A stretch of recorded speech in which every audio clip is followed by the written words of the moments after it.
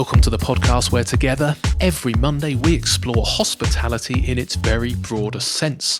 From culture and cooking, cocktails and coffee, nutrition and farming, politics and animal welfare, organic and sustainability, family and business, entrepreneurship, and much, much more. Come and learn with me, Mark Cribb, about where our food and our drink comes from, and the businesses and, more importantly, the human beings that thrive on where we decide to spend our time and our money. Sign up to our weekly newsletter at humansofhospitality.co.uk and hit subscribe on your podcast player of choice. I have waited a very long time to interview this week's guest, but patience has paid off, and I'm utterly sure this programme will blow, or at the very least open your mind just a little bit more. It's about those tiny little creatures without whom this podcast would not exist, in the sense that so much of the food and drink we eat is dependent on this insect's ability to pollinate plants. Mark Rogers, owner of Twinways Orchard, has immersed himself in the world of bees for many years. Now, whilst I knew bees were important and I knew they were being threatened, for a very long time I've wanted to speak to an expert about what exactly is going on and why we should be concerned. Mark will reveal parts of bees' lives that sound like they belong to science fiction, and yet they're happening all around us without us even noticing. For instance, I thought being queen bee was a pretty nice gig, but it turns out she's not the boss at all, but the hive's egg slave, being herded around by her inferiors. And did you know that honeybees are greedy vandals? Give them half a chance and they'll rip a hole in the bottom of a flower to get to the nectar, leaving nothing for other types of insects whose tongues were designed specifically for that plant and will pollinate it properly. And we haven't got onto the figure of 8 dance that bees do and the amazing things that it tells other bees, or how long bees can survive when they're popped in the post. When you listen, I hope you learn as much as I did, and I hope that you will never want to spray your roses or any of your other garden plants again. Please enjoy this week's conversation. Mark Rogers, thank you so much for agreeing to be on the podcast. Hugely appreciated. Can you just explain to people listening, where on planet Earth are we, please, Mark? Well, we're in West Dorset. We're in the rolling hills of Melplash, below Mapperton. It's a fairly wet and windy day, wet and windy night. So there's not a lot of bee action going on. No, we are wedged in between 2 storms, aren't we? This will date this for people listening, because hopefully by the time this goes out, it'll be spring and there'll be daffodils and stuff everywhere and bees buzzing around. But at the moment, we're wedged between Storm Kiara and Storm Dennis in the depths of winter, aren't we? So we are, yeah. Does that mean the bees are asleep? They are, to an extent, yeah. It's so mild and has been that they aren't really properly hunkered down. They keep thinking, oh, hang on a minute, it could be all right out there. And there's a few things that are starting to flower.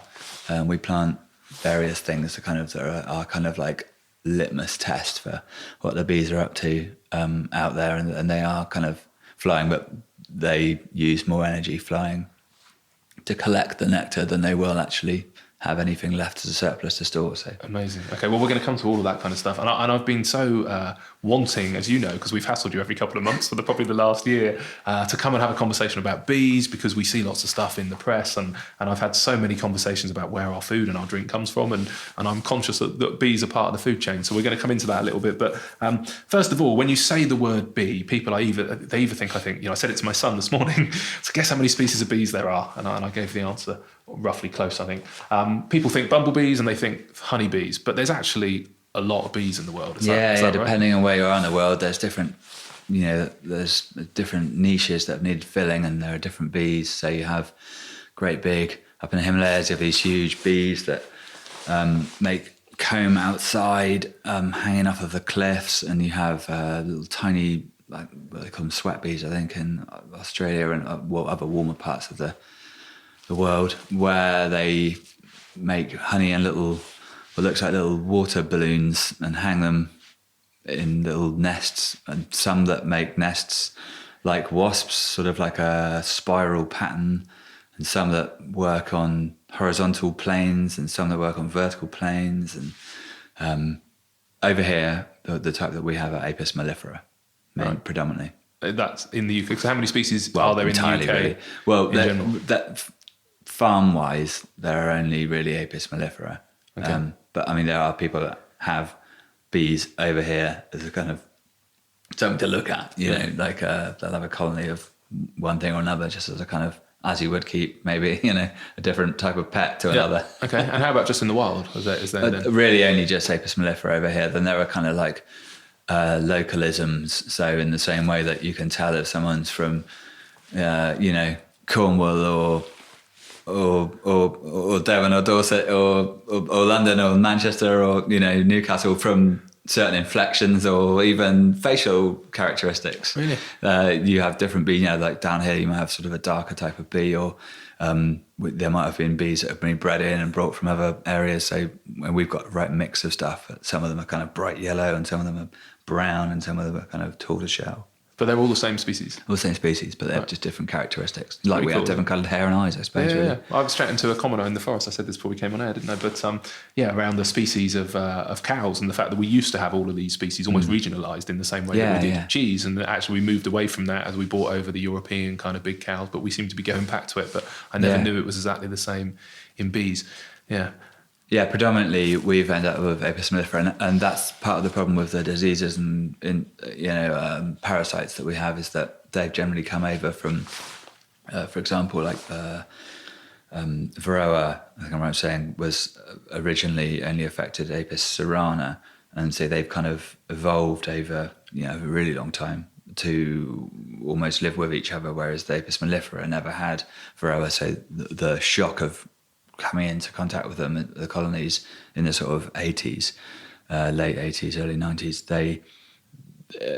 they just haven't had the time to come to terms with it, basically. And the same scenario with the Asian hornets. Yeah. That's the same deal. I think it's Apis. I can't remember which subspecies it is now, but they will like enclose the hornets in a sort of scrum of bees, and then they'll overheat it to kill the hornet, whereas our mellifera, they haven't figured that out yet. So they just get picked off on the doorway, and the hornet just eats them. Wow. Okay, I'm going to come back to that because that's one of my questions for later. So there are a number of, not all bees are farmed. There's loads of bees presumably in the wild, is there? Yeah. And then there's also farm bees, and they coexist. They kind of get on to an extent. Yeah. You have so we've got probably only a sort of like high 20s of actual bumblebees in this country, and different species that is, and they all have more or less fill niches and work in sort of very specific ways, the way that they nest, whether it's in the ground or walls or masonry, timber. Our bees, the Apis mellifera, they were wild colonies, and there probably still are some wild colonies, but mostly because of the Varroa, they all got wiped out. A lot of them got wiped out. So the majority of the population of bees, if you see a honeybee, it's kept by someone. It may not be farmed, but it might be a pet scenario. They have a couple of hives in their garden, and you have competition between the two. Obviously, the honeybee is far more numerous.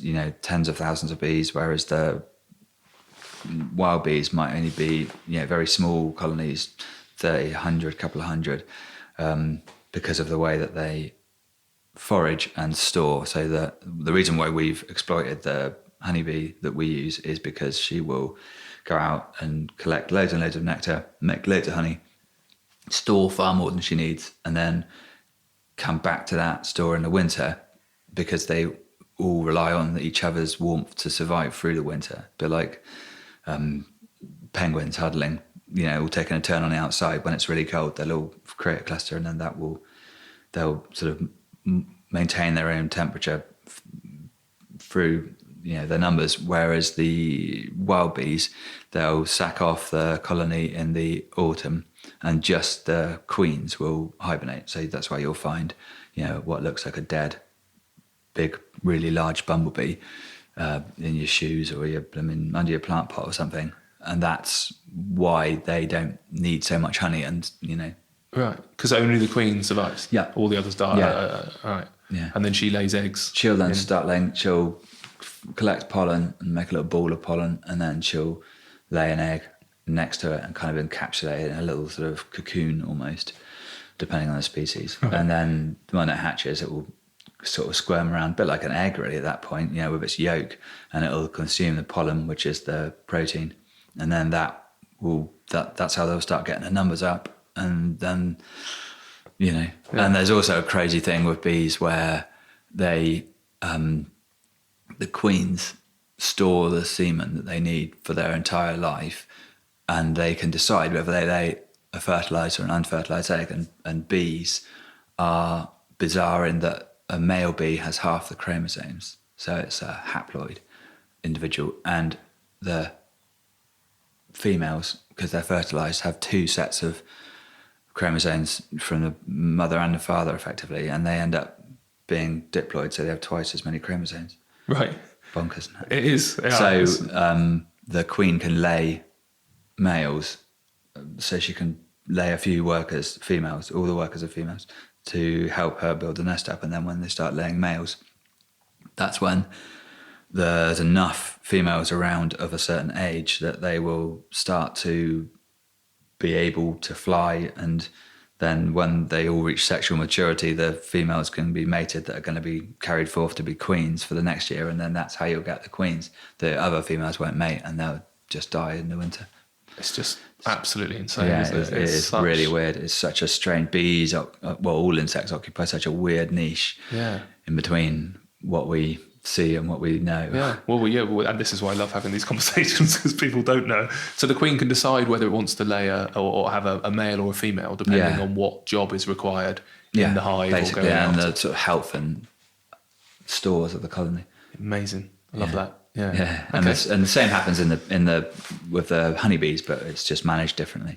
Right, and predominantly that's because and they can store so much food for the winter, and therefore thousands of them can stay alive and eat through the winter. So you can see why they dominate them, basically. You want. I mean, you'd have to have a heck of a lot of honeybees that were bumblebees, effectively the big fuzzy sort that you see, because you have to extract that. There's in Mexico, they actually do, I think they call them sweat bees, but they're like a bumblebee basically, but smaller. And they have they make a nest in a box or a cavity of some sort, and they look like little bunches almost of grapes with the tops cut off, like little sacks, with like a bag with the top rolled over to give it a rim, and they all secrete the honey into these little pots, and the way they actually harvest the honey over there is they suck the honey out of these tiny little pots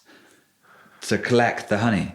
That's for our consumption. For human consumption. How do you get? It's bonkers. And now they use a little syringe, but obviously back in the day, I guess they'd have just used a straw, like a bit of straw grass or something, and then just literally sucked it up out of the little. That's got to be quite a time-consuming process. Does that make honey about $200 a kilo? Or yeah, something? It's obviously no one values agriculture, so it's not worth anything, I shouldn't think. But it's locally it's prized because people know how much work has gone into it. But that's amazing. Someone over here would look at it and say, "Oh, it's never worth that much. I can get it for £2 in the supermarket." Yeah. Little do they know it's being sucked out on a little pollen case by a human being. Same craziness with royal jelly too.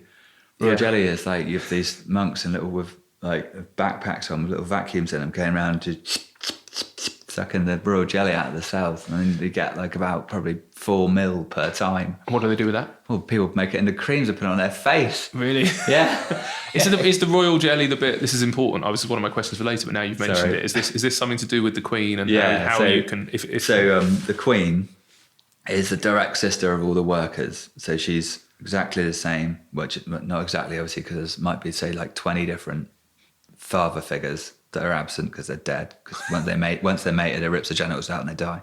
Nice. Just throw that out there, just casually. Yeah, sorry. So there might be like sort of 20 sets of male goings on, and so there'll be that much variation of sisterhood because obviously they're only the mated that are female. And the queens, if they decide they're going to make a queen, they'll inundate the baby bee at egg phase with royal jelly, so she has just like the ultimate nutrition, and that is the only thing that makes her different. It then makes her ovaries, it kicks her ovaries into gear, and then she has all of the instincts to mate and sort of head another hive. Wow. So only the queen can make the royal jelly? No.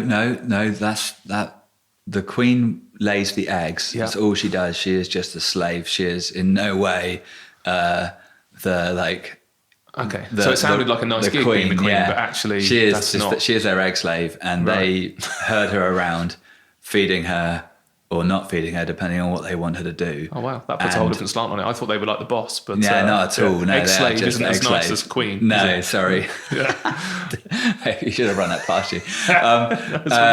So she just lays the eggs, and the workers will, through the level of pheromones, partly, so we call it, I mean, it was for a long time called queen pheromone, and I haven't read up enough on the most recent sort of views on it, but basically I think it's probably more to do with the level of brood that's open. So, I need to go off on another tangent, I think, probably. Please do. The brood, so you have the life cycle, the life cycle of a bee. So a queen lays an egg, we discussed that, it's either fertilized or it's not. Then in a few days' time, the egg, which looks like a grain of rice but in miniature, flops over onto its side and hatches into like a larva, which at that point looks like a maggot, really. And for the first sort of few days, has just enough royal jelly to sustain it. And then it will pupate several times, so it turns sort of into more like we're familiar with. It kind of goes from being a grub to having sort of these purple eyes on it, and then it starts to actually look like a bee but still translucent. And then they'll cap the cell over while it's pupating, and the thing that the pupa that's in the cell weaves these little cocoons and does all its thing and sheds all these layers, and then when it hatches, it's sort of really fuzzy, but its exoskeleton's basically firm and complete, and that is the point when it's really a bee. And so the feeding of the royal jelly stops for the rest of the population of workers after about 3 days, but the royal jelly given to a queen is like ad lib, so it can eat as much as she wants, and there'll be some left over at the end. Wow. And the lack of decent nutrition basically stops the ovaries working of the normal bees. There's also some suppression going on with the pheromones that the active queen does release, but if there's lots of open brood that's all about to be sealed, then there's going to be a sort of a logjam situation where they run out of space. And unless beekeepers do something about that, that would be the point of when they would swarm. So when they start to sense what would be naturally coming to like a full hive scenario, that's when they'll swarm and create another colony of bees. Bees individually are like cells that specialize, then like we have hair and skin and eyes and, stuff that regenerates. I cannot say our eyes regenerate entirely, but you know what I mean, the cells within them. And a colony of bees is like a human, so it's like a whole animal, so all the different specialisms of different organs. Right. And once that box reaches like, bing, it's done, then that's the point when they all say, right, we've done our job here, we can move on and start another colony. And that's like reproduction. So they reproduce on two levels. They reproduce like our sort of cells reproduce, but they also reproduce like we reproduce sort of, sexually. So they have this need to know when they need to kick that into gear, and they have different cues. Some of them are pheromones and some of them are space, and some of them are kind of a mashup of the two. And once they reach that point, then they'll start starving the queen, and then they'll start feeding up a future queen. And once that queen is sealed, the existing queen will fly off with sort of probably less than a quarter, a fifth or so of the bees that are there working for her, and start another colony. And then the queens that are left behind will hatch, fight to the death, and the one remaining one will be the next egg slave. That's just bonkers, isn't it? How the hell do we know all this? We've been studying them for a while, I take it. Yeah, I mean, a lot of the early stuff was with the clergy to thank, because they had the time to sort of sit around and ponder these things. And all through time as well, everybody's tried to like bend bees' industriousness or their sort of apparent hierarchies to their political or theological Wow. way, you know. It's like either they're all workers, look how good these workers are, or they're all like, oh no, this is the monarchy, you know. It's like, but Socialist, actually communist. it's like women totally rule in a roost, because the females run the whole system and the males are only brought onto the scene when the queens need to be mated. And as soon as the outside situation changes and there's not enough feed, or it gets towards the end of the season, the women just rip the legs and wings off the blokes and chuck them out to die. Really? That's it? Just gone? Game over. No. There is no sentimentality at all. That's interesting as well, isn't it? Yeah. So they work so well together, yet They just tolerate the males for as long as they need to, and then they just push them out the door. I think that's not entirely different, is it? I don't know. Well, I think it's just the way it is, you know. Like, I think I think if bees could make the decisions that we have, that's why they'd end up with a patriarchy. Because they're like, Christ, they're so scared of this, like, not being necessary shenanigans. Excellent, I love it. So I may come back to some geeky bee questions later, because we jumped ahead a little bit. But before we do, no, it's brilliant. I've said to you before, again, I just love the fact that, you know, somebody specialises in everything, and I find them all fascinating. So it's brilliant. But the key reason I guess we all see bees in the press is this constant kind of like, you know, there's not enough bees, there's a destruction of colonies for whatever reason.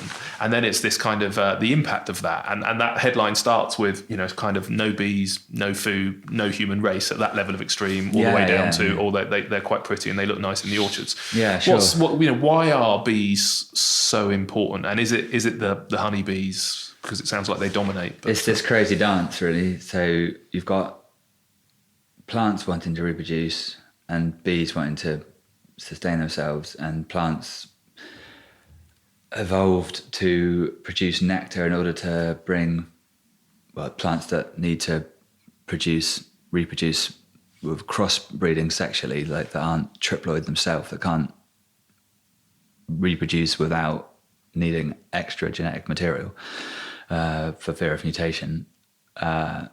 They have learned to lure bees in, so you have different. I mean, you think some things, you know, people hate wasps, for example, but wasps specifically pollinate certain things, and bees specifically pollinate certain things. You know, grasses and what have you don't. They're all wind pollinated, and certain trees are wind pollinated. But there are a lot of things that we eat that taste nice, i.e., not grass, that needs pollination. So the plants learn that if they secreted something sweet, they'd attract insects, not just bees, you know, all sorts of insects.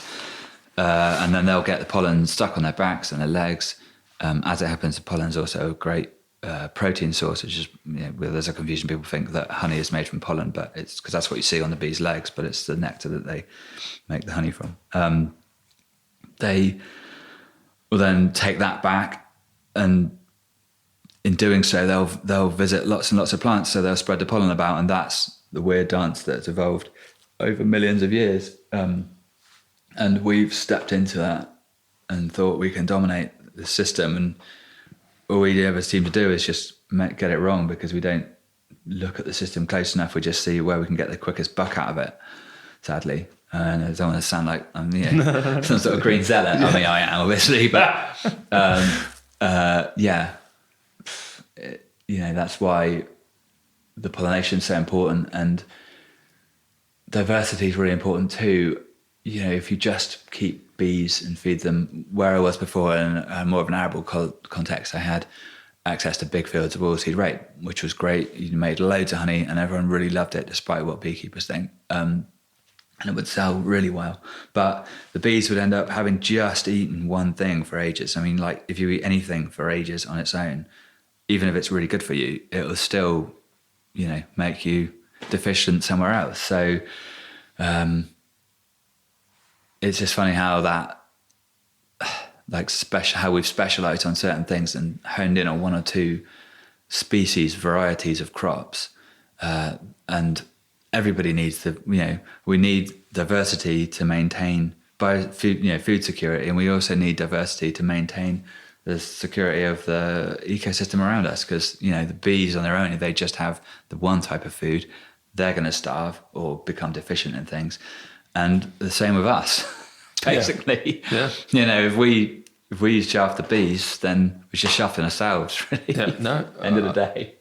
And so bees aren't the only pollinator. There's lots of insects that are pollinating. Yeah. Is the issue that we're seeing in, partly through monoculture, pesticides, whatever it might be, and we won't come to those, is it affecting all pollinators? So what it is like we have come to depend on just a few things a lot. So say like take almonds, for example.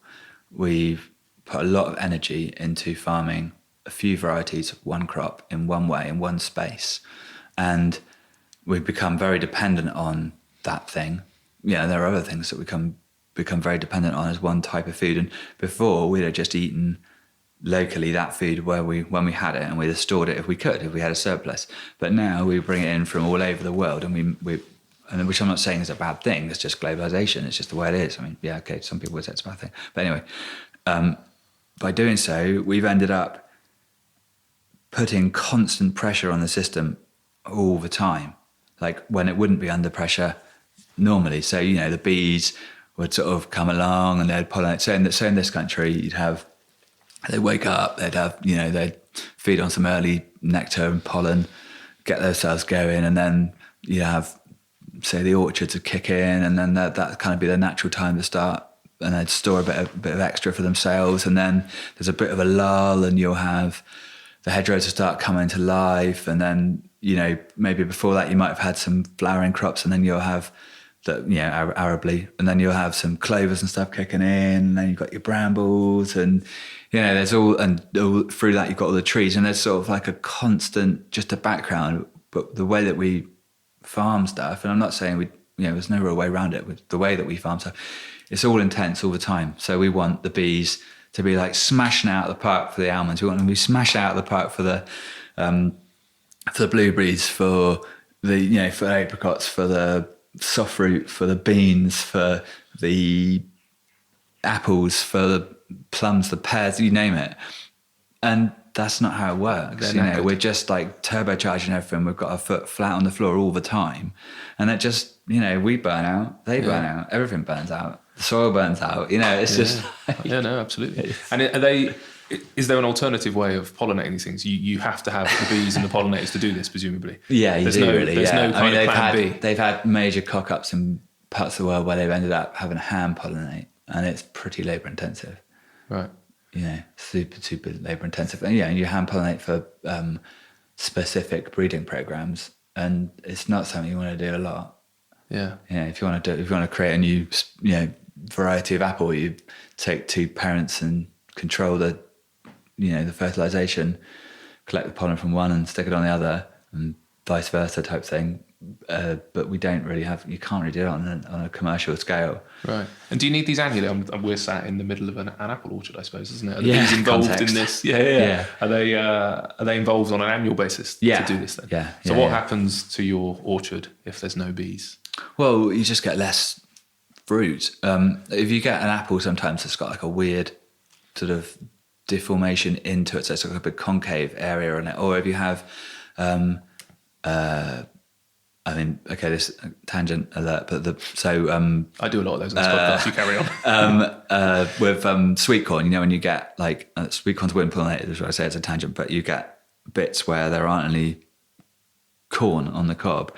That's where you haven't got ideal pollination. So if you have soft fruit, like say raspberries, and you just get half of it, and then you've got the core in the middle, it's because it wasn't pollinated properly. Right. So same with apples. I mean, with pears, I've had pears before that have just hardly anything, and then you bring bees into the equation, and whether that's by improving the habitat and having natural bees, because they work much harder than the honeybees at pollination, because the game is more important for them. So, our bees, they've got a nice warm box to live in. Whereas when all that stuff's kicking off in the seasons, that's when the wild honeybee, the bumblebees are totally desperate to have all the pollen, all the protein that they can get, because they're trying to increase their numbers from nothing.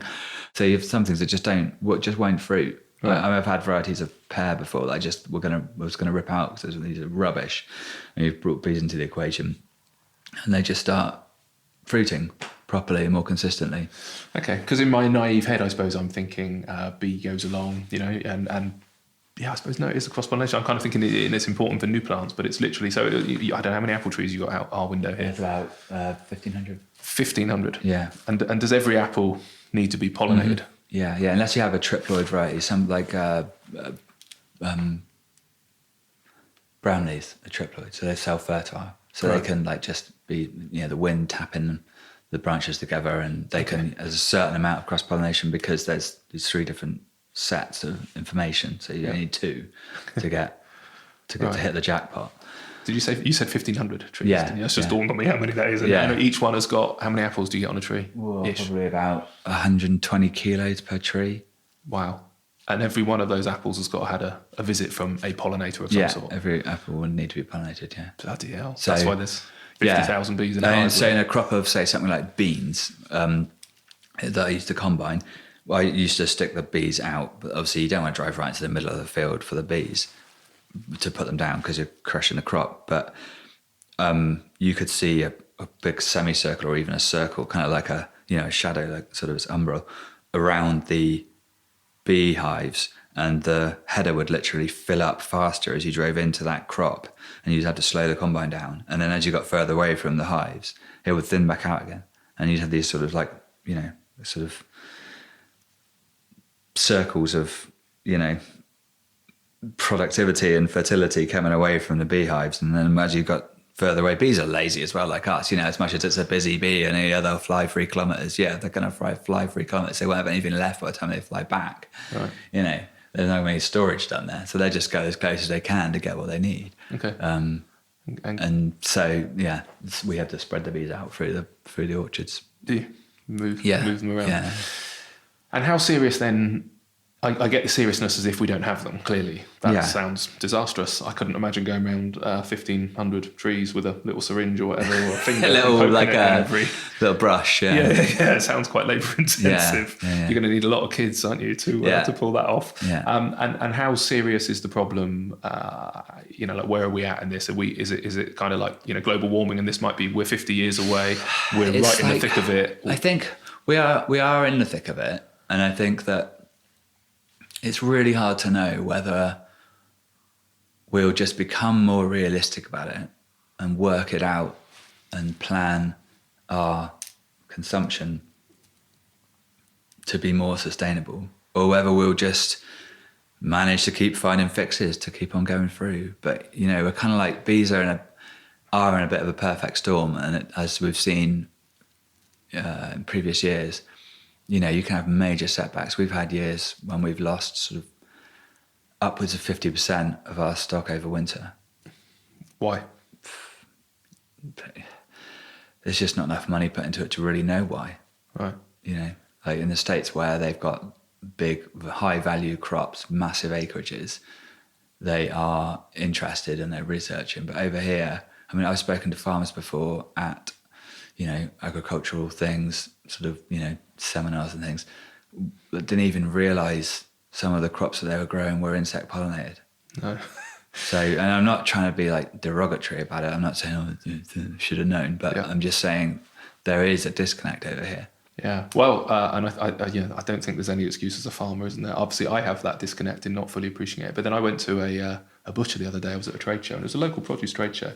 And one of the butchers came up to me. I've got restaurants, and he said, "Are you interested in a new supplier?" And my first question to him was, "What do your cows eat?" And he looked at me like I was bonkers. And he said, "I've been doing this for 12 years and nobody's ever asked me what my cows eat." And I was like, "Really?" I was like, "That's an absolute start point for me." And he's like, "Don't you want a price list?" And I said, "I don't want a price list until I know what your cows eat." I was like, "Are they eating grass? Are they eating grain? You're keeping them in barns?" And he's like, "Wow, nobody's ever asked." He said, "I'd have to phone someone and find out what the cows eat." And I was like, that seems a bit depressing. Yeah. So, and that's somebody in the trade. So I imagine, if a farmer who doesn't know that it's insect pollinated. So what other things so we've got this issue that we're working them too hard, and we've got this monoculture thing, and we've got nutrition. What are the other things that are affecting it? Is it right around this kind of pesticide fertilizer? What things do we know are having an impact? There's definitely effects. So, I am in quite a novel situation where I've both grown the crops and kept the bees, and I appreciate that the seed dressings, the neonicotinoid-based seed dressings, are like a major step forward in that you aren't having to spray as many times. So in theory, it should be great. You're not putting all these chemicals into the environment and killing stuff sort of on a blanket basis. It's not kind of like a mass wipeout situation, but the damage that it does, there are papers that say it is and isn't the problem, but we've got figures that go back to, there's a tangent, I try and keep myself as much on the page as possible, but say my uncle used to keep bees on our farm, and when I started keeping bees, he was the catalyst to that. We looked back at his records and we were saying, look how much more honey you used to get from the oilseed rape and from the things like linseed. Isn't that weird? And so I went to speak to a couple of seed reps and say, look, can I get hold of these old varieties that we used to grow? What do we used to grow? So I looked back through the records. I'm like, it's weird. He's like, well, it's the same varieties, really. That hasn't changed. I said, well, what's changed in that time then? He said, the seed dressings have changed. And this was before it all blew up, really. So I've got to ask at this point, what's a seed dressing? So seed dressing olive is oil and some salt and a balsamic vinegar. It's You're, not as you're nice pre as that, that. aren't you? Yeah, so it's like it's sort of like a painty substance with there's a solution suspension of like toxic bits. So there'd be something to make the seed bitter so that birds don't want to eat them. Full disclosure here, sorry. There'll be stuff in there to stop the seeds rotting in the ground. There'll be just to give the seed the best possible start in the ground, because you're doing it on such a massive scale, and you can't tend to it like you would in a garden or an allotment. So the seed dressing is applied to the seed before it's sown into the ground, into the soil. And this particular one, this neonic, it once it goes into the soil, the soil kind of picks up through the moisture, picks up this ingredient and creates sort of like a halo effect around the seed. And then when it grows and starts drawing the nutrients from the soil back up into the stem of the plant then becomes like some sort of, DC comic superhero where it's imbibed this magical chemical, and anything that bites it gets a lethal dose of the chemical. Holy shit. It's systemic. This is proper science fiction stuff. It's a systemic insecticide. Wow. Basically. And so before, we didn't have that. Before, how long have we been using this system? Early 90s. Jeez. Yeah. And so I had this conversation with this guy, and he just totally candidly just explained this change. And I didn't know about it. And I didn't know I was putting it on. For years, we carried on spraying for the beetles that used to eat the pollen and for the blooming aphids that used to eat the crop, totally unnecessarily. So we're like double dosing. So, okay, right, so we took 75 acres of the farm we're on out of conventional, converted it to organic, and planted various things. And this is, am I allowed to swear or not? Yes. Yeah. So a friend of mine has something he calls the bullshit factor, and he's a beekeeper, and he said, even if you're getting 50% of what you say you're getting, which is the bullshit factor, then that's amazing. So we planted 10-acre paddocks of forage for bees, just for the bees, initially. And in the first single flowering of the 10 acres, out of about 70 acres, I think, we made so much honey that we paid for all of the ground preparations for the whole acreage, all of the seed that we'd bought, and some of the mechanical expenses in the first crop. That single paddock flowered 3 times, and there were 4 other paddocks like it. So it flowered better than we put all that shit on the seed. It flowered the same. But it flowered the same. The mix, that particular mix, was a nitrogen fixing mix, and then the following year we cut it for silage, and it yielded. The ground was rubbish. It had been like wholesale. The Green Revolution had shot its load and totally, passed it by. It The soil was like just dust rubbish. Yeah. And the equivalent improvement in yield was probably about 150, 170 kilograms of nitrogen that would have been applied. But obviously there was no nitrogen applied because it was all just come up through the roots.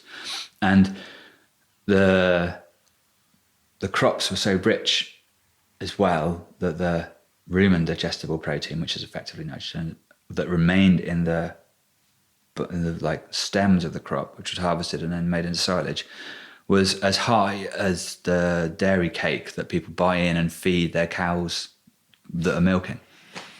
It just feels like And like bonkers. I say this, and everybody just thinks that guy's fucking smoking too much. Yeah. Or he's got to lay off whatever it is he's on because he can't be talking sense. But really, that sort of so we were trying to work. I was trying to work my way into having a rotation that worked arably, that would fix enough nitrogen to be able to follow it with a crop that would not fix its own nitrogen and need nitrogen to grow, like wheat or barley, and then kind of work that across. We tried loads of different things, sunflowers and buckwheat, and the sunflowers were a complete nightmare. The buckwheat was amazing, but it was so far ahead of the curve, no one even knew what buckwheat was, even flipping like Hobbendods and Doves and people like that who are now selling it, we're like, what are you talking about? I'm like, it's French, it's sarrasin, it's this thing, forget it, and it worked really well. And so taking away the dressing and everything, we had to work a different way around it. So you've done this on a very micro level. Yeah, you've told a few people. Has anyone else gone, oh, maybe he's not bonkers, we should try it? Or is not this really, still no. A few people have sort of thought about it. No, I've spoken to various people on different levels about it. No one seems that interested. No. But that's the thing, that's what I'm talking about with the intensity. Everybody's worried about losing a little bit. And the throttle is still flat on that. Yeah, we're on this treadmill of, and probably the fear factor. But there's a lot 10 of fear. acres, I suppose you're not taking a huge amount of risk. Yeah, no, we had like 5, 10 acre paddocks or something that were all... Right, so you could take the punt. If it feels, I don't know, there's a few ewes. I was chatting to Geising Watson a couple of months ago, I suppose, down at Riverford Organics about what they were trying to do. And there's some good stuff in organics and there's some bad stuff. Yeah. In organics going on and what that label means. Yeah, it doesn't mean much to me anymore. But No. Well, it seems I remember one of the points he made was in the sterilisation of soil and if you can buy pork organically, doesn't mean anything. No. To grow pork on a scale that's financially viable, it's not humane. It's not sustainable. That's what organics are about to me. It's got to be sustainable in the long term. Yeah. It's got to be affordable for the environment, not just for us. If you can buy affordable pork in a supermarket and call it organic, whatever. Yeah, and I think that's probably the complication, I guess, is around what does organic mean, isn't it? Does organic mean no pesticides and fertilizers, or does organic mean it's sustainable from an environmental perspective, I suppose? So it's nuanced, that you were saying. It is nuanced, yeah. I don't want to get you too angry too early on this. We've still got a few things to talk about. But that's... Okay, so that's also one of the reasons is this... Probably didn't answer your question at all. No, you did. No, it was my question, if you can remember it was 48 minutes ago. I'm just kidding. What else is it impacting the bees and the other pollinators? Yeah. So one of the things is potentially not even just the stuff we're spraying, but this kind of seed dressing, which is fascinating. Nutrition's a big issue. Yeah. So it's which I guess is what that is basically. So what's the bee eating? It's either eating a monoculture, so it's eating too much of the same thing, or it's eating something that fundamentally has got some sort of weird... I mean, what they were saying about the stuff was that the lethal dose for a bee is really high compared to the application rate. But there are two buts with that, is that bees concentrate nectar to make honey. Yes. Like it's 15% moisture when it's in a jar. So it's as dry as the wood that this microphone sat on. But the moisture when it comes in is probably something like 90%. Right. So they're concentrating the chemical down. Okay. And also, it's all they're eating. So if you're eating a small amount of poison over a long time, it's still going to do you in. Yeah. Like lead and arsenic, Yeah. Well, it's not lethal in bees isn't really a selling point. It's not lethal, so they're alive. Yeah. But they Doesn't might be kill them producing... outright. Yeah. Brilliant. They might be producing 10% of the honey and it might be crap. Yeah. Okay. And this is not just UK. This is a global issue wherever there's presumably industrial farming techniques. I guess so, yeah. But there must also be parts of the world, I suppose. I mean, if you go into, I'm trying to think of, I don't know if it's the Amazon or parts of massive, European. There's still honeybees out there, presumably doing their thing, not impacted by humans. Yeah, it's amazing. Like you see these wild colonies in Nepal and sort of more dry, stable climates. Yeah. Not obviously Nepal isn't an example of that, but that's the niche, the bee finding a niche. But yeah, and they just make honey and breed, and where we used to be, the climate was also slightly different, and I never had a problem getting queens mated. So once they'd gone through all the gubbins and worked out they're going to have a queen, the queen then flies and has to mate in return, and never really had a problem with that, even with the neonicotinoid stuff going on. And when we moved here, we came here with 200 colonies, and we just free fall. We just couldn't keep the colony numbers up, just down every year. And we now actually use artificial insemination to an extent to manage the sort of numbers, keep numbers up. Okay, and you don't know why?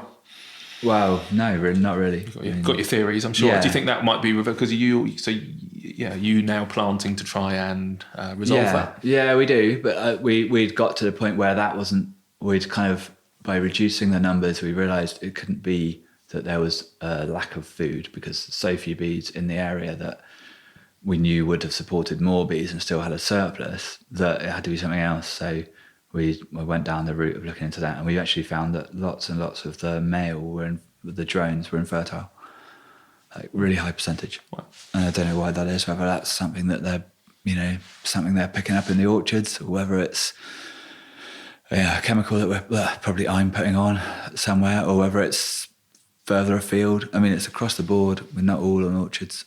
Mm. Okay, and that was specific to this location rather than the last didn't seem to have it in the other place. But you don't have 10 acres of buckwheat and flour. No, that's the thing. Yeah, I mean, if we smashed the nutrition, then it would be interesting to see that. We've done experiments with feeding them, retaining pollen from other areas and feeding it to them, and seeing whether that affected their drone fertility. And we've tried excluding them from certain things, and yeah. It's literally alive. Yeah, the varroa is a big factor. When we changed our varroa treatment plan, and so what's varroa? Varroa is like looks like under the microscope, it looks like a crab, like a little, sort of oval disc with legs coming out the side. Nasty, bites gets on the back of the bee and bites under the exoskeleton and sucks its juices out, basically feeds on it, and they tend to attack the males more because they pupate for longer, so they're in their life cycle takes a little bit longer. Again, another male scenario. It's taking longer to develop. I'm glad I'm not a male bee. Yeah, and so they get parasitized more heavily, and that's a factor. So knocking them on head also helped, but they're still way less fertile than you would imagine they would be. And how do you control a varroa then? This is with an acid that's already in the honey, and you apply it when there isn't, in the sort of the periods when there isn't honey around, and you vaporize this acid up through the colony, and it rots the mouthpiece of the varroa off. Wow. Yeah. That's pretty crazy as well, isn't it? Yeah. Okay. So how many hives have you got here now then? Only probably about 60 or so. Okay. Yeah. Right. And then you've got an orchard. And, yeah. And the orchard is to feed the bees predominantly, or no? The orchard's just like a part of the cycle, really. I think that's the other thing that farming needs to be, is more cycle based, understanding that you can make little bits of money all through the year and just keep yourself afloat like that, or even thrive, and not have to just be like hammer and tongs at it for like really intense periods. Yeah. Working sort of through the night to get things done. We have the bees make a bit of honey, and we sell some bees as well, and we sell some queens, and the apples, then we sell some apples, and we press the juice from the apples, and we sell some of that, and then we keep selling, sell that as cider, and it's sort of like a cycle that everything fits in together. And then, you know, the bees, as well as the honey that we sell, they also make wax that we then make into other products. And it's all about that, maximizing the return from what you have, not just growing something that no one wants to start with and then whinging that no one wants to buy it. Yeah. And then not making enough margin on it anyway. Yeah. Why would you do that? I don't know. Yeah. And it seems to be a vicious cycle, doesn't it? And yeah. then it all becomes, I've mentioned this book a few times, The Omnivore's Dilemma. Have you read that? Yeah. By Michael Coleman. Yeah. And he talks a lot about that, but it's come up on the podcast historically. So moving then to, well, it's possibly not a solution, but I suppose going back to the reason wanting to do the podcast is, and this is perfect, because we have all this information, you read these kind of headlines, so it's true, it is an issue. A lot of people want to help. You sometimes go to these little events in the National Trust, or somebody will do something where they give out these little sort of packets of seeds, I suppose, to chuck in your garden. Is it you know, can the homeowner who chucks a few extra plants that are attractive to bees and other pollinators in their garden, is that worthwhile? It's about all of that. It's about everybody having more variety for longer. We had a lovely site in a village by the sea, not too close to the sea, but close enough. And the people that's garden it was, they were lovely, and they used to look after us, and they used to be really interested in the bees. But one of their neighbours, every year for about 4 years, killed all of the bees in one day, spraying their roses. Really? And we just had to give up the site because, you know, why would you keep doing that? You know, the first couple of times, we're like, maybe it was, maybe it wasn't. And then it's just like, look, we can't keep doing this. Yeah.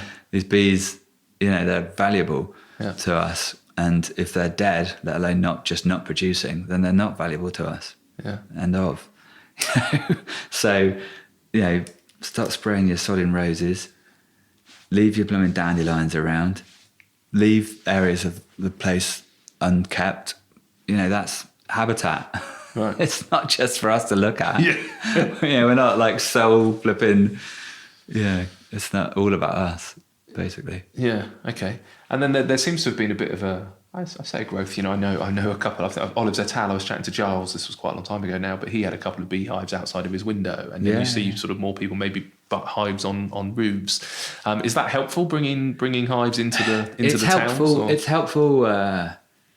Because bees are an amazing way of connecting people to the environment more broadly. And I was like a proper dyed-in-the-wool, outcast, stoner sort of style farmer. You know, everybody looked at me and were like, oh God, he's got long hair and he wears skate clothes and he's got a half pipe in his barn. What an idiot. You know, he's always tracked as a manky and he doesn't, you know. And I got these bees and it was like, flipping sticking my feet. It's like walking around barefoot all the time, you know, just all of a sudden I'm looking at what's flowering, you know, guys, this soil got enough moisture in it for there to be nectar in the, you know, actual flowers when they start to blossom, you know, all these different interconnections suddenly became like really in focus. And that is the best bit about bees, you know. And if you can get people stoked on the importance of the whole system, then, you know, that would be the answer. But downside is that bees are just another form of intensive agriculture. You know, you might have 50, 60,000 bees in a colony in the middle of the summer, and they are just going to pillage the entire area, and all your naturally occurring bumblebees and, you know, solitary bees are just going to be pushed out to the margins. Right. Yeah, and we need to encourage them. And they're the ones that work the hardest and have the longest season and are, you know, more naturally important because they fulfill more niches. Okay. Yeah, classic. Like, sorry, tangent. So the honeybees, they'll cheat sometimes, and they'll just rip a hole in the bottom of the flower to get to the nectary and suck the nectar out that way. Whereas the right insect to pollinate that plant will have the right length tongue or the right landing apparatus to get on the flower and get in there and get the nectar and the pollen and dose the pollen around. Whereas the bee will just rip in the bottom, tear a hole in the side like a vandal, and have off with the nectar. End of. You know. There you go. See, it gets more and more complicated. So fundamentally, plant your gardens with lots of cool flowers. Yeah. Don't spray your roses, and actually maybe don't bring more bees in. The fact what you really want is to attract those local bees. Yeah, and we're the neighbouring orchards. We've got a bit of a project on trying to increase the natural pollinators by having more. Having a diversity of flowers around for longer, and that was one of the big pluses from the project we did before with the paddocks. Was just the whole ecosystem just went bananas. You know, we had all this extra nectar, so you had millions of wild colonies of bees. So much so that the badgers used to go around digging them out of the ground, and we'd hit them with a mower when we'd come through to mow them.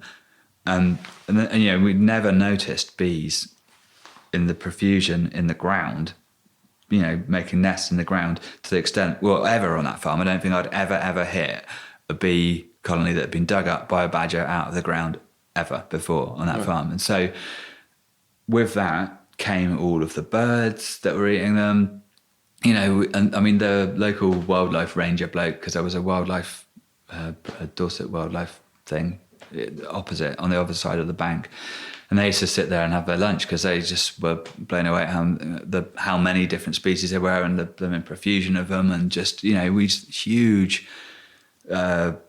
murmurations of, you know, what have you, and just stuff you didn't see in such big numbers because there was just an abundance. Amazing. You get an abundance. Nature will, like us, make hay while the sun shines. Make it work. Yeah.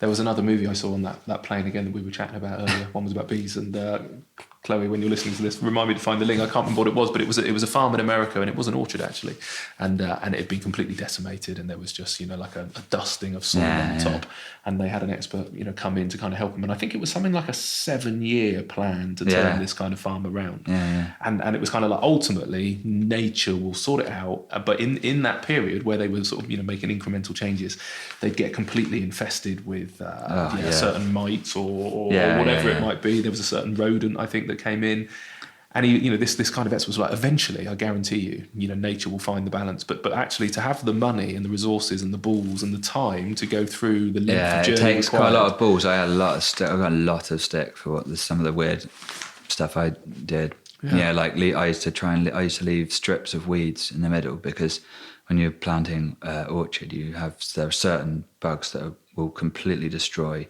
new trees. Well, I mean, they'll set them back. They may not completely destroy them, but they'll make a massive impact within 24 hours. Yeah. And the orchards where there was low-level grass that didn't have the weeds growing up in it, you got really bad moth attack and really bad aphid attacks and different types of aphids. And the orchards where I used to let the big swaths of weeds grow up almost as high as the trees in the middles, none of that, no problems at all. But the amount of stick I used to have, my neighbours ringing me up, telling me they wanted that I should mow it down. My flipping family was telling me I should mow it down. Random people that were driving by would just swear at me in the road.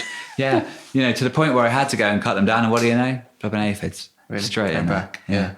And now, don't they say this is where this sort of, not monoculture, diversification, let the sheep and the goats, isn't it, go into the orchards and they'll eat the grass. We have sheep in here. You have to be careful with that, because they will, then they learn that how good the trees are, they'll eat them too. Really? Yeah. Scumbags. Yeah. But, you know. Yeah, well, like we said, nuance. What was the trigger? Do you remember when you first got interested in bees? How did this start? Like, this is the story of my whole life, really. It's just that I just fall from one thing to the next. My uncle, who was the one that had the bees in the first place, he'd booked to go on like a sort of refresher type course with this couple who were really, sort of like big wigs in the area. They've actually moved to Portugal now, and it's quite hard to get a place on the course. So he got the space in the course and he was chuffed about it. But anyway, then he had a hip resurfacing operation and couldn't go. So he's like, but I don't want to waste the course, you go. And I was like, well, I don't know, I'm interested in bees particularly, you know, I've got enough on my plate. He's like, well, you know, it's an evening thing, just go. So I went. They were really miffed because, you know, like they were expecting Dr. Dearlove to turn up. This, you know, they were like, oh yeah, this is going to be great. And They got you and your skateboard. yeah, they got me turn up with my long hair and my flipping t-shirt and my flipping attitude. Little did they know. And they were super miffed. And that got me into sort of just how weird and flipping bonkers bees are. And that was like in probably about, I guess, the winter of 2004 or 5. And by that summer, I had about 40 beehives. Wow. I'm just like, I'm just doing this. Wow, that's amazing. And then next year, we started working out, you know, the sort of ins and outs of getting the organic bit doing. And that was by about 2007 or 8 or something like that. We'd gone into conversion and so it was and then by that point we were sort of up to a couple of 100 colonies. Wow. Would your uncle have done that if he'd gone on the course?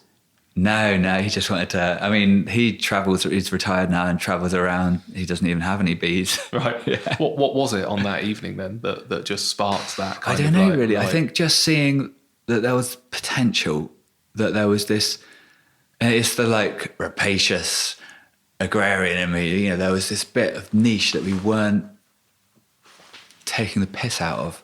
And initially I was like, I can make some more money there. Right. You know, like I've got arable farming's big peaks of labour. You have loads of work to cultivate the ground and drill it. And then, you know, once every sort of 10 days or something, you might go and have a bit of a spray around or put some fertiliser out. Different context, feed. Anyway, put some feed out for the crops. And then, you know, loads of work at harvest time and then storing the grain and getting it out. And that's it. And so there was a lot of time that I could see that the bees would fit in quite, you know, symbiotically with that. And so, yeah, that was it. And then when I got them, it just connected me to everything so much. And I just sort of, it was like, when I compare it now, I guess, like I've got glasses on and I haven't had glasses until last, we got 3 years. And the first set of glasses I got on, and I'm like, yeah, as well as all the other random stuff I do, I harvest timber and mill it and machine it and stuff, and put these glasses on and I'm like, Christ, it's not just brown. There's like a really interesting pattern in it. And it was like that. Getting bees was like this eureka moment, just like, look at all these connections and this, like, you know, I would already the kind of guy that, you know, while I was driving around, I'd open the door and drag my arm through the soil to sort of see what it felt like type thing. Yeah. But there was just suddenly this just like, oh my word, you know, like there were these fruit trees with this little orchard next to the house, and there were these fruit trees that just never had fruit on them, to the extent where I had never, you know, they were planted around the time I was born. I'd never seen fruit on them to try the fruit even. And it was just like, bang, there's this fruit everywhere. And like, oh my word, really? This bees has done this? It's like, yeah, that's exciting. It was such a shock. I think you were going to say buzz then, but that would have been... Yeah, you've got to avoid, there's too many of them. Okay, sorry, I did wait. Yeah. I waited it's for a while right. before We get them all the time. Yeah, I can see why that would be exciting. And I did a mushroom foraging course with John Rinston, and that was similar going into the forest from a clarity perspective. Yeah, they exactly. sort of getting your, exactly getting your like foraging that. All vision of a sudden you see potential. You're like, there could be food here. Yeah, and you just wouldn't see it. You walk. I go out and take my dog through the forest all the time. And, I love it. But the difference in the sort of level of presence when you were down, you know, looking under the leaves and under the logs, and there was a whole world and a whole ecosystem there. What I learned about the mycelium, whatever it's called, in mushrooms, was just mind blowing. So I can imagine. So the technicalities. If somebody wants to get a beehive. Or to get this fundamentally starts. You buy a queen bee. How does it actually work to set up a hive? What I tend to say to people is, go and find your local beekeeping association or club or whatever, and see if you can deal with the intensity of that many flying insects hovering around your head and potentially trying to sting you. It's not for everybody, and if you think that's your bag, then go on like an introduction, we do courses, but there are loads of people that do courses, like sort of an introductory course. So you can spend an hour just pootling around, sort of more one-on-one with a colony and somebody that sort of knows what they're doing and has got the equipment. And then if you still think that's for you, then, you've got to buy the equipment, you buy the box that the bees go in and all the gubbins and a suit and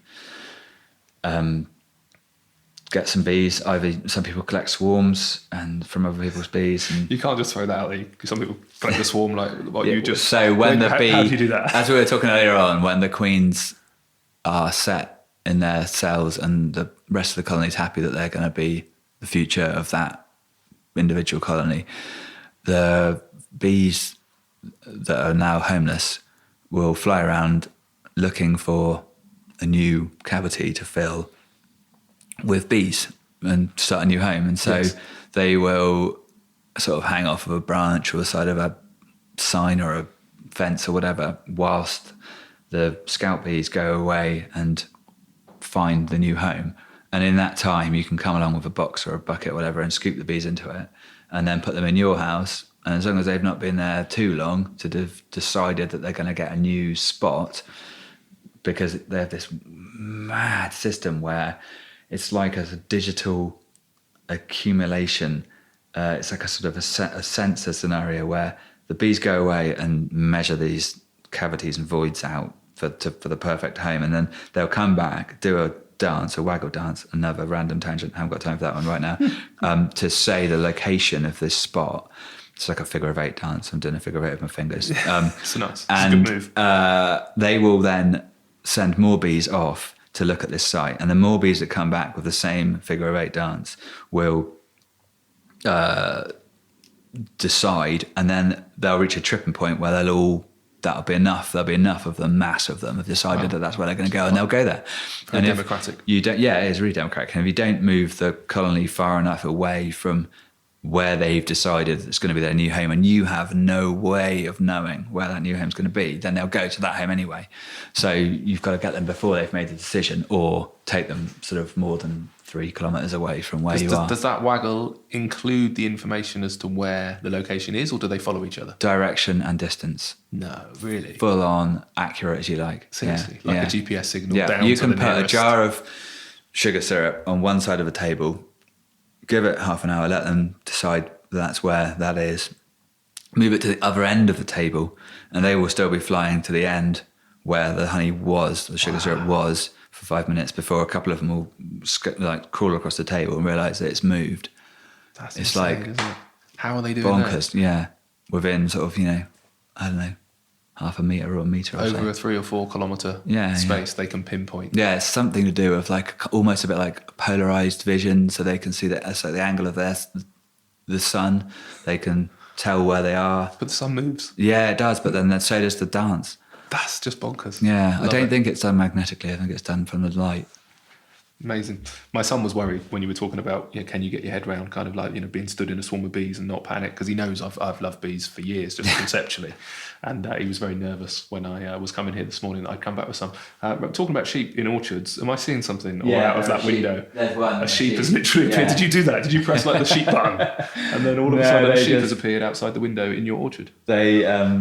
They're here keeping the grass down this time. There you go, see? So no, I'm not bonkers. No, that's actually good. a thing. Good. It's a thing. People will start listening to this podcast soon and thinking I know shit, which will be there's a very odd to know. There's a browse level in this orchard where the sheep have eaten everything.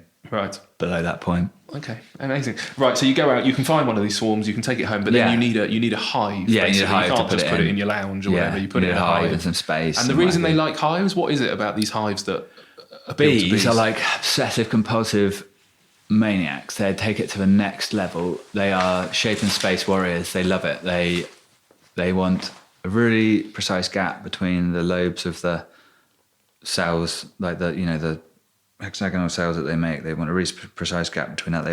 They have a really optimal cavity that they like to fill in its depth and width, and they like a specific entrance size. And I think it was Langstroth, or was it Dayton? I can't remember who got it first. I think it was Langstroth. He was a reverend, I think, of some sort. And he discovered that if you put sort of like layers, we call them frames of beeswax into a box. The bees, a certain amount of the time, would fill the frames, and you could take the frames out to look at the bees. And that was the biggest advancement in beekeeping in the last few hundred years, was that you could get them out and you could look to see whether they had honey, whether they were healthy, what they were doing. As before, we had these skeps, sorry, tangents, and that's like a bucket made out of straw. And the only way you had to harvest the honey was to kill all the bees inside it. Right. So for like several hundred years, people were breeding bees backwards. So the bees that made the most honey were the ones that got killed every year, and the ones that didn't have enough honey at the end of the season would be the ones that would make it through to the next year. Wow. So we were selectively breeding crap bees. Yeah. And everyone's like, skeps, this lovely romantic idea about the past. Yeah, it's like all of that. Wow. Rubbish. You know, you're looking at it with rose-tinted spectacles. It wasn't as good back then, you know. Yeah. Okay. Yeah. So how does it work in a hive then? And what are the bees actually doing in there? So they have like a brood nest at the bottom, which is the bigger box, and that has all the larvae in it and pupa that look like grubs. Well, they are grubs in the bottom, and then they'll store pollen down there to feed them because that's the source of protein they have, and then they'll store a little bit of honey in the bottom as well. And then in the wild, they would obviously fix themselves to the ceiling of the space they were in and build down. But in a hive, the heat rises, and it's the heat that they need in order to keep themselves alive because they're piclothermic, and they have to follow that heat. And we've exploited that, and so we put like a filter on the top that stops the queen getting through, called a queen excluder, so she can't lay any eggs in the top. And that's the best place for them to make the honey, so that all the honey will be on the top, and then when there's enough honey, we'll take it. I mean, a lot of people will just take all of the honey regardless, but we always leave enough honey that the bees, because obviously it's better to feed them honey than it is to feed them sugar syrup, which is the alternative, because it's, everything we just talked about. Yeah, it's natural. Yeah. Okay. So they're fundamentally building up a storage so that they've got that for the winter, but you can take some of it away, and then they just keep replacing it, basically. And because we kind of know the parameters they like, we've made it as similar to what they find ideal as possible. Right. And they make the kind of structure that you see, that kind of hexagonal. Yeah. They build all of that themselves. Yeah, they can build it completely from scratch, or we'll give them like a sort of a foundation layer of wax with that embossed into it that they'll then look at and follow from that foundation. Yeah, that's why we call it foundation. Yeah, amazing. Which already has the hexagon stamped into it. And they'll kind of look after themselves to an extent then, will they? Once they're in there. How much management does it take? They don't take that much management, but they do need, I mean, like, people advocate for like no input beekeeping, but that's kind of a little bit disingenuous really, because if you don't maintain their store levels and their kind of health, then you're neglecting your duty really. And also you could just be sending out ill bees into the environment, infecting other people's bees, and or producing loads of swarms that you don't know about, and then they're all over your neighbour's washing line or whatever. And how do you maintain a bee health? Like what are you looking for? Holy moly! So there's a big question. Same as us really. They need the right diet, they need the right temperature, they need protection from the elements, they need enough space. Right. Okay. So you'd be opening it up, basically going, are they happy? Yeah, have they got enough space to lay in order for the workers don't think that they're going to run out of space and start starving the queen and then swarming. They need to have enough food, so all of the food groups, they need to have enough moisture nearby that they've got water to drink, but not too much that they're going mouldy, and all of that. Okay, so just give them a bit of general husbandry, really. Yeah, a bit of love. Basically. It's farming, but with insects. Yeah. Okay, but not. It's not like you're out there every day. No. Once you've got through the swarm season, you might only go and see them once a fortnight. But during the swarm season, you need to go and see them every sort of 9 to 10 days, because within that period, they can make cells to the extent where they will be thinking about leaving them behind. Right. I'm presuming that sort of end of summer then, is it? Beginning. Beginning. Yeah. So from sort of end of April till June. Right. Yeah. Because they're producing so much at that time. Yeah. That's the main. And that would be the ideal time to refound a new colony, because they have to build. So to make wax, they'll consume an amount of honey, and then all their jobs are specific relative to their age. So at a certain age, they're able to produce wax, and the wax comes out of glands on their bottom, basically, on their abdomen, where the plates of the exoskeleton meet. So in order for them to better like articulate, and out through those little gaps, they'll secrete wax in little lobes. Looks like sort of little round leaves. And they'll then take that sheet of wax out from under their bum and they'll chew it up in their mouth. And then they'll secrete it back to make the cells, to make the hexagonal cells. Right. Sounds lovely, that. There's a hand motions going on here, sorry. Okay. Yeah, no. It's key. I should have filmed you. And when can you harvest honey then? Is that? As soon as, sometimes in the spring we have to take some honey off if they've made a lot of, say, like ivy or something that would be blocking up the frames for them to not start bringing other nectars in. So whenever there's a surplus of one thing, we'll take that away and then we'll keep that until the next surplus comes along, and then we'll extract from the frames, we'll extract what was the surplus that would have been filling the gap if the next lot hadn't come along, and then we just keep doing that so that if the next thing that should be a surplus doesn't materialise because it's too wet or it's too cold or doesn't whatever, then we'll give it back what we just took. And then, so we're always like one step behind, or 2 steps behind usually. Okay, and that would that would carry on from spring till what? End till of summer? Sort of end of August, yeah. End of August, right? Yeah. Okay, and you're doing all sorts, and we just want to talk about what you actually do. So you produce honey, raw honey. Am I right in saying? What's the difference? Sorry, So we don't heat it. There's like honey and wax obviously are like intrinsically together in the hive, and we spin it with a centrifuge to get the honey out of the wax comb. But there was a period, I guess, I don't know exactly when it was, but this whole like let's make agriculture as efficient as it can be scenario, we discovered that you could just melt it all and the wax comes to the top and the honey sinks to the bottom, and it's just easy. You can just press the button and it's sorted out type thing, and then come back to it and lift the wax off the top and let the honey out the bottom. But when you heat it, you're basically just turning what's already an inverted sugar into caramel. You're just heating it up. You're just cooking the sugar and making it all homogeneous. And what's nice about honey from different, what I just discussed with taking it in steps like that, is you have different flavors throughout the year. Yeah. And those different flavors are down to all sorts of different factors, aromatic compounds and that are very nuanced. And if you heat that up, all the aromatics just get driven straight off. You kill all the enzymes. And you also, what people tend to do is, and this is a fault of the associations and competitions, there was this like drive to not have bee legs and honey, which is great. I can see the point in that.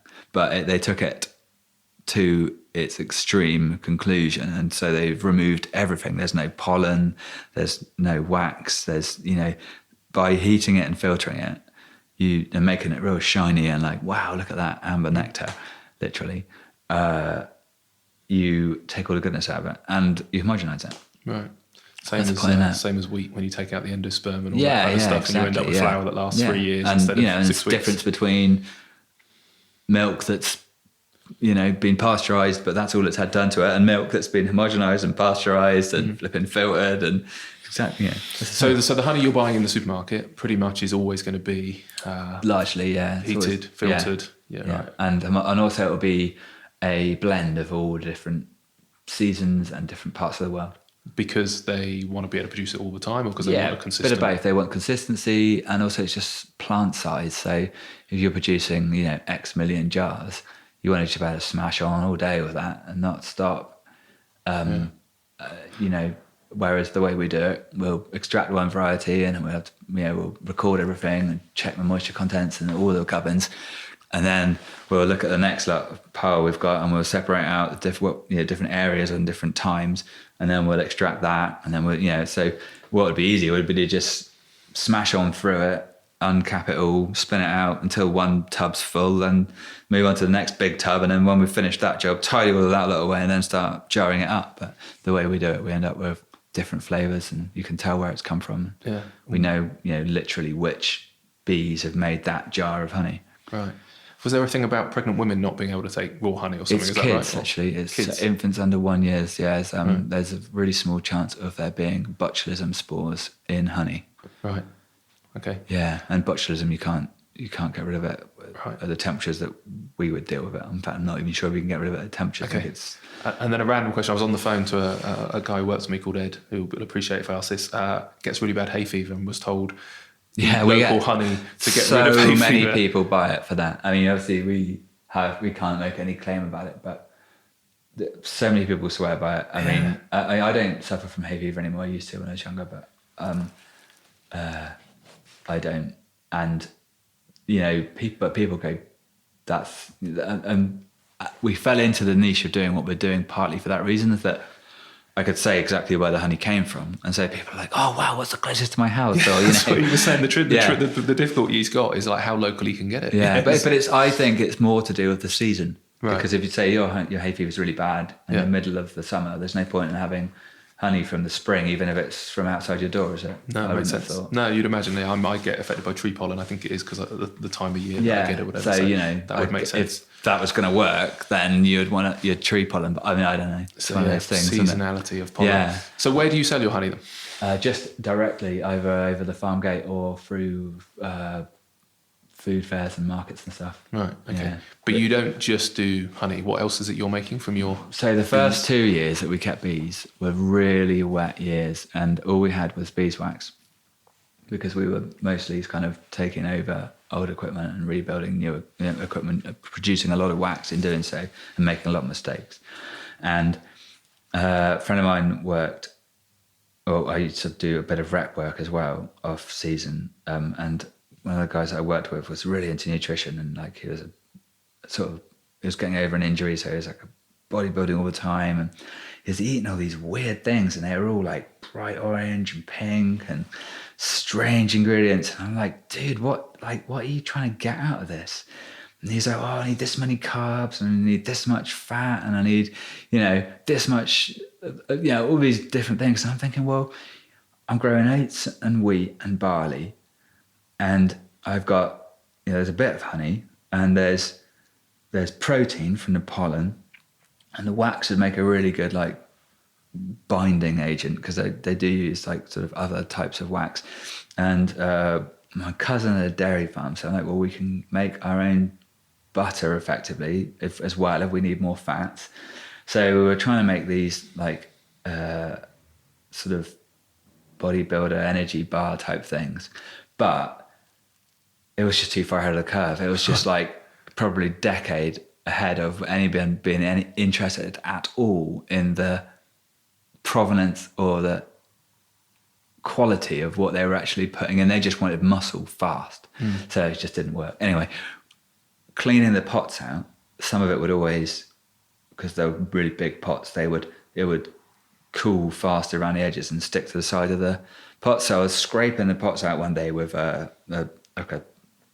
plastic spatula thing, and just scraping it onto my hand, and I'm like, God, this is like basically kind of like a salve. And I used to use this like Norwegian fish farmers hand salve stuff, which is just petroleum jelly basically, and it's really similar to that. So I just flopped it into a pot, and I was using it on my beekeeping gloves, and I was just using it like, kind of like Vaseline, really, to stop things sticking together. Anyway, so then I just took the butter and the oats and the other stuff out and made up a batch of this stuff. And I don't know, I think I like gave some of it away for, it was like Christmas. Everyone's expecting pots of honey, and I'm like, sorry guys, shit out of luck, there's no honey, have this instead. And some people came back with like with positive feedback. Well, no one actually said it was crap. So, and then, like Mother's Day came along. So I'm like, I could put a bit of flipping lavender in this and try that. And, all these things. And it just snowballed. Like everything else I've done, I've just fallen into it by accident, trying to do one thing and started doing another thing. Yeah. So I've ended up where I'm sat now. Right. So now you've got a range of products. Yeah, loads of different products. So some stuff that's for, wood care, is what I'm doing at the minute.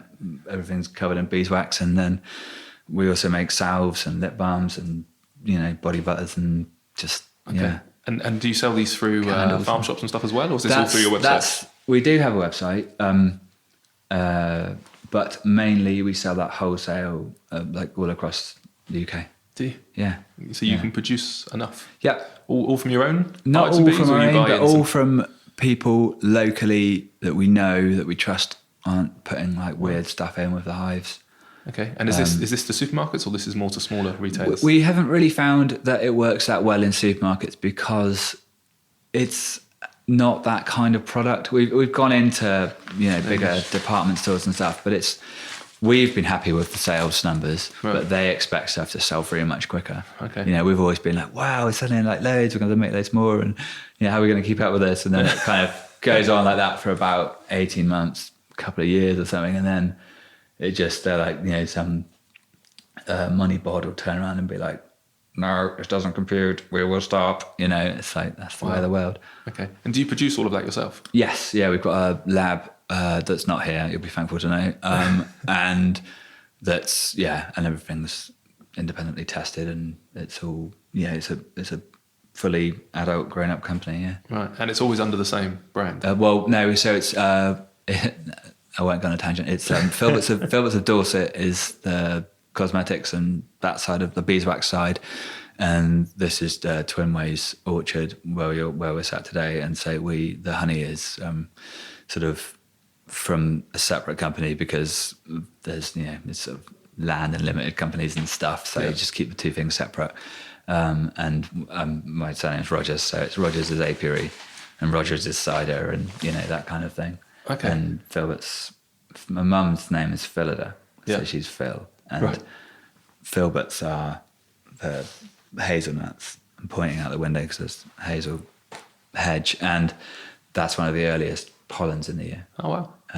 And so the bees work that to a small extent, not that much because it's actually a wind pollinated plant, but they do. And so that's that. And so it was Filberts, I think Filberts originally, and then someone else came along and did the nuts, and we ended up having to have argy-bargy about the name, and they ended up with a prefix and we had a suffix of bees. And then fast forward about another 5 years, and then blooming Burt's Bees looked around and said, oh, hang on, you're too close to Burt's Bees with Filbert's Bees, so now we're Filberts of Dorset. Right. Okay.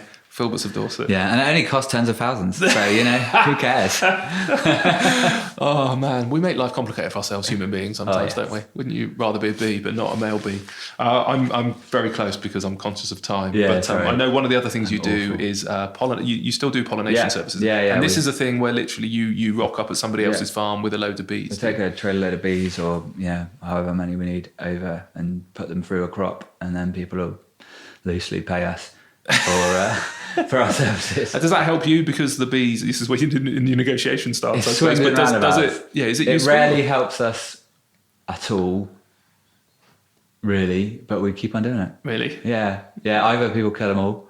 I was going to say, there was a thing in the quite paper often. a couple of weeks ago, I think it was The Guardian, about, I think it might have been US-centric, but it was about the almond pollination, and it was like wiping out 70% of their bees, every time they did it, but they still did it. Because over there, you get paid per colony to be there because they realise the value of it.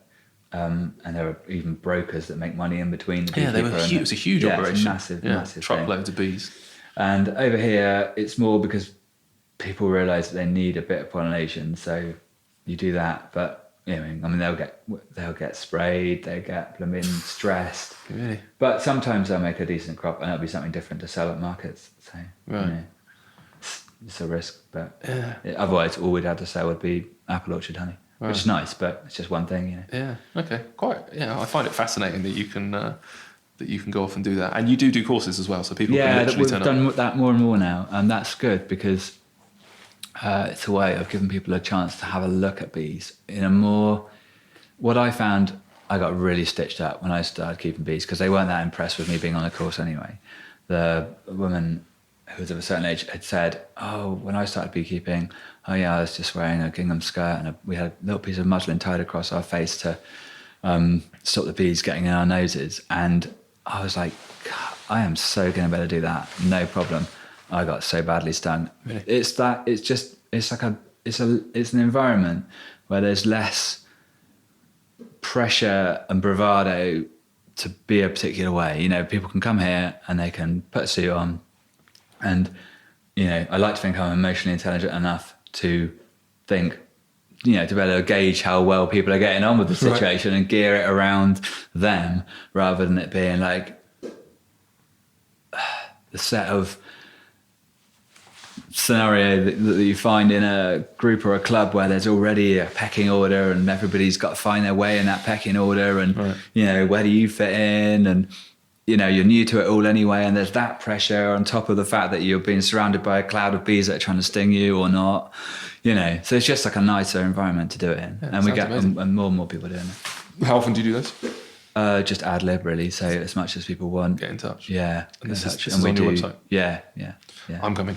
I'm gonna come on. It'll be fascinating. I think the site for our site is something like twinways.com, and the other one is, I think it's philbooksofdorset.co.uk or something like that. I will get the definite links and I'll put them on our website. So humansofhospitality.co.uk. I'm the mud end of the stick. Yeah. All too often I ask at the end where the website is, and people don't know. So, you've also built your own house, which we're sat in. So congratulations. I know that's been a labour of love that you've been doing for a while, but it's looking awesome. It's looking pretty close. How long do you finish? Really close. I mean, we're like a hop, skip and a jump away now, really. Amazing. And a load of paperwork. Yeah, and surrounded in your own orchard. Out of everything you do then, with all these different things, which bit is the bit that's the most rewarding? When you get up in the morning and you're kind of excited about the day, is there a particular thing that you do that you get? Getting the queens right's pretty good. Yeah, that's pretty novel. Like when you create a batch of queen bees from the bloodlines that you've chosen, and then you manage to keep them alive for long enough and collect enough drone semen to be able to inseminate them and not kill them doing that, and then them survive and not get eaten by a bird the first time they fly, and then start making their own nest colony, and then, or someone else buys one and you see them and you say, how are those bees? And they're like, yeah, they were really nice. That's probably the best bit. That's pretty awesome. Am I right in saying when you buy a bee, you send it in the post? Yeah. Really? Well, our bloodstock comes in from different places, all through the post. How long can a bee live in the post? So someone last year put some in the post on the Thursday before a bank holiday. Might have even been one of those double whammy scenarios, and they'd sat for 5 days in the post, and I thought they were all going to be toast by the time they got to me, but they were fine. Really? Yeah, you pack them in with, you have a queen and probably, I don't know, 10 or so workers and a lump of like high fructose whatever gubbins candy, and that's it. That's incredible. Yeah, in a little plastic cage in a plumbing envelope with holes punched in it. Amazing. With bees written on the outside, which is fairly obvious because the thing's buzzing pretty bonkers, irately at the time. So with all of that, and thank you for taking the time, it's been brilliant, and I'm glad I've waited for you to build your house. Way longer than you should have been. No. I personally love it. Let's hope there's other humans out there who can listen for 90 minutes. Long. Sorry, if you've got this far. Well done if you've got here, and but it's been spot on, and I've learned a huge amount, as I knew I would. But from a sort of optimist pessimist perspective, when you with all of that backdrop and the complexities of what's going on, do you look forward and kind of go, okay, this is going to get better, this is going to get worse, and is it, you know, who's going to help with this? Is it farmers? Is it government? Is it consumers? What's your general kind of feeling? God, I'm such a pessimist. I think we're all screwed. And that's the end. No, I just don't see how, like, there's so many conflicting narratives, and there's, like, you know, for everybody it says there's a problem, someone that says that there isn't, and then there's also just conflicting necessities. You know, like, I just can't see people putting it all together enough in time, really. Really? Yeah. Sorry. When I spoke to Guy Singh Watson, who I mentioned earlier, he kind of felt that things were getting worse and better at the same time. Yes. Yeah, I totally agree with that. There are, like, definitely people making big strides, but they aren't the people that have got the purse strings in their hand. And they aren't the people making policies. Yeah. You know, and like, I speak to... a few times a year I get close enough to someone of any political, you know, importance, and I try to talk to them about it. They couldn't give a monkeys. Really? Yeah. And even people, you know, like, there's a large festival on a farm, and I met one of the people that ran it, and I said to him, you know, you've got real potential to show what I've been doing to a much bigger audience, and people will listen to you because they do. And we met and we got quite far with it, and I thought, oh, this is great. And then the flipping bean counter got involved, and that was it. Shot it all in the ass. That was the end of it. That's scary. Have you spoken to the National Trust or any perspective on Tried. them? Say again? Tried, and I've tried the Bumblebee Conservation Trust, and I've tried. There was some farming, like stewardship kind of conservation trust type thing. They made sounds about being interested, but it's just it's going to take someone to take a big leap of faith, and also for it to work out as well. A couple of years ago we tried it on a small scale somewhere, but we just had a freakishly dry year and nothing germinated, and it wasn't the end of it as such, but it was such a big blow for the person that was involved, because you invest a lot in both emotionally and financially in doing it, and if it goes wrong the first time, there's not a lot of incentive to get it to try it again, because you think, no, that's stupid. Yeah, it didn't work. He really was bonkers. Yeah. He's just mad as a box. I'm going to get someone from the National Trust on the podcast, but I was chatting to someone in a separate meeting a month or so ago, and I said, look, you guys are such huge landowners, surely, and a lot of that land they lease to farmers. So surely as the National Trust, you should be in a position to try and influence the sort of things that are happening on your land and the sort of farming, so it's not just let to anybody. And to be fair, they said that that conversation is happening. They do have that conversation for sure. I know people that have been involved in applying for tenancies and things, but it's just there's just so many factors. Yeah, and it's a drop in the ocean, I suppose. Well done. Yeah. Okay. Thank you. And Thank you. on that note, the point of this podcast is to have these conversations and make people aware. I am a deluded optimist, whereas you may be a continual pessimist. I hope that by at least having the conversation, people have a greater appreciation for this. And I constantly make the point that where and how we spend our money impacts the world we're going to live in. So if we just choose to spend our money in a better way on different things, maybe ultimately people talk about climate change and people say, oh no, it's all a hoax, why should we do it? And you think, well just because it makes stuff nicer, like even if it wasn't a big thing and it is, we're misguided, wouldn't it be better for it to just be better anyway? Would that be a bad thing? Yeah, absolutely. Yeah. No, you're right. Yeah. Okay. Good. Well, look, thank you again, Mark. Very much appreciated, and good luck. And I'll be back to learn more about bees on a course. Thank you.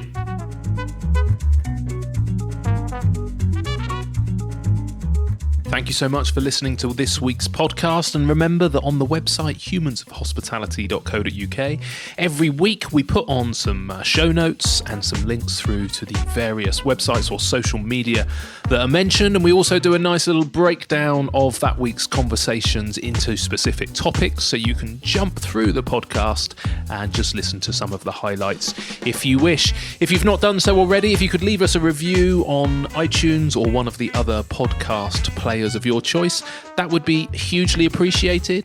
Thank you so much, and we'll be out with another episode next Monday.